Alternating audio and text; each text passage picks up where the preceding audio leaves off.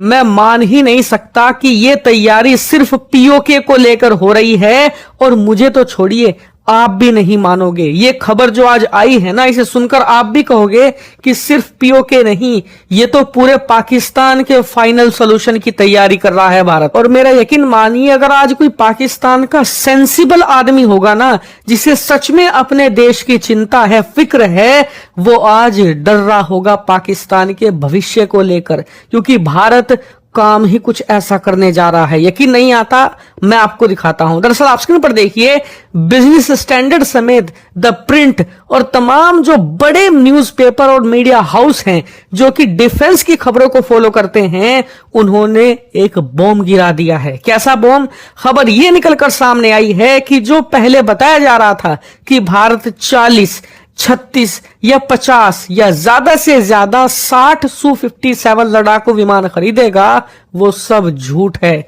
क्योंकि अब भारत बहुत मेगा लेवल पर अपनी तैयारी शुरू कर चुका है और हम 36, 40 या 60 नहीं, पूरे 140 Su-57 स्टेल्थ खरीदने जा रहे हैं। और ये सिर्फ खबर नहीं है जो उड़ाई जा रही है, एक्चुअल में ब्लूप्रिंट है भारतीय वायुसेना का। कैसे?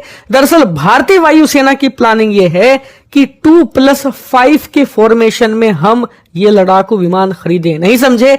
दरअसल 2 स्क्वाड्रन लड़ाकू विमान सीधे रूस से इंपोर्ट किए जाएंगे, यानी कि जो रूस में बन रहे हैं ऑलरेडी फैक्ट्री में, वहीं से बनकर 2 स्क्वाड्रन यानी करीबन 36 से 40 Su-57 रूस से डायरेक्ट आएंगे।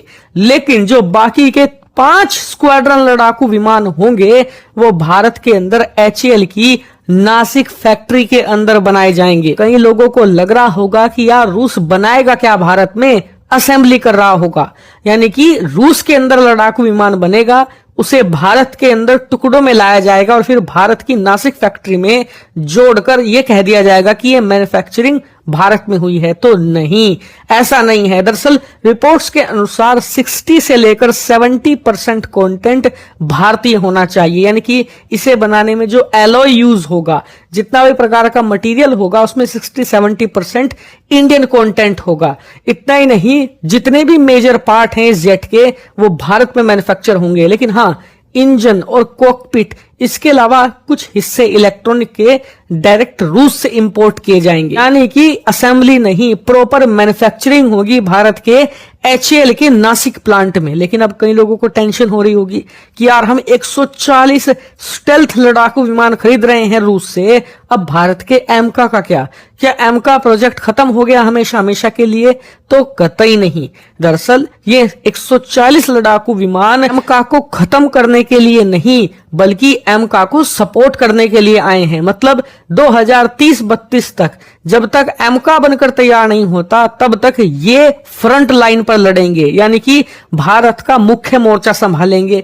लेकिन जब एमका बनकर तैयार होगा, तो याद रखिए वो एक 100% स्टेल्थ लड़ाकू विमान होगा, यानी कि पूर्ण स्टेल्थ, जबकि Su-57 एक पूर्ण स्टेल्थ जेट नहीं है। लेकिन ऐसा मानिए कि जो चीन के पास स्टेल्थ लड़ाकू विमान है, चाहे J-35 हो, J-20 हो, J-56 हो, वो अगर 70% स्टेल्थ है, तो ये 90-95% तक स्टेल्थ है। मेनली जो इसका इंजन का टेल वाला इलाका है, वहीं पर 2-4% की स्टेल्थ की कमी रह जाती है। लेकिन हाँ, चीन के तमाम लड़ाकू विमानों को काउंटर करने के लिए ये सफिशिएंट होगा। कि कई लोग निराश हो गए होंगे कि यार अगर ये पूर्ण स्टेल्थ होता तो मजा आ जाता, तो यहीं पर आप गलत हैं।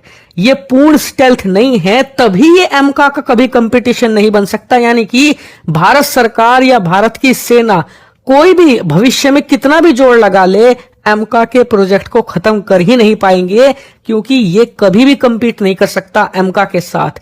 एमका जब आएगा, वो वर्ल्ड का बेस्ट स्टेल्थ जेट होगा, जो चीन छोड़िए, रूस छोड़िए, यूरोप के तमाम फाइटर जेट को टक्कर देने में सक्षम होगा। वो F-22 रैप्टर के लेवल का होगा। यानी कि भारत 140 छोड़िए, अगर 250-300 Su-57 भी खरीदता है, तब भी हमारी मजबूरी बनी रहेगी कि हम एमका का निर्माण जल्द से जल्द करें।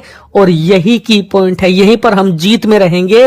और इसीलिए जब तक एमका नहीं बनता, ये फ्रंट लाइन पर लड़ेगा। लेकिन एमका के बनने के बाद ये उसके सपोर्टिव रोल में आ जाएगा, यानी कि कि उसकी फ्लीट को ये सपोर्ट करेगा और मेनली तब हम इसे पाकिस्तान वाली साइड डिप्लॉय कर देंगे, क्योंकि ये तब भी इतना एडवांस रहेगा कि पाकिस्तान के कहीं भी किसी भी इलाके में घुसकर हमला कर सके। क्योंकि पाकिस्तान का डिफेंस सिस्टम कैसा है ये आप देख चुके हैं। Su-57 जैसा लड़ाकू विमान उनके लिए हमेशा काल बनकर सामने आएगा। यही कारण है कि पाकिस्तान का भविष्य फिलहाल खतरे में लटकता दिख रहा है, क्योंकि Su-57 के आने के बाद तो हम पाकिस्तान में जब चाहे जहां चाहे घुसकर कार्रवाई कर सकते हैं। और 140 Su-57 का मतलब है कि चीन के साथ साथ पूरे पाकिस्तान को हम डोमिनेट कर पाएंगे। लेकिन आप तैयार हो जाइए, क्योंकि आने वाले 1.5-2 हफ्ते में Su-57 को लेकर बड़ी बड़ी खबरें आने वाली है, क्योंकि अब ये डील अपने अंतिम दौर में पहुंच चुकी है। इसीलिए चैनल को सब्सक्राइब आप जरूर कर लेना।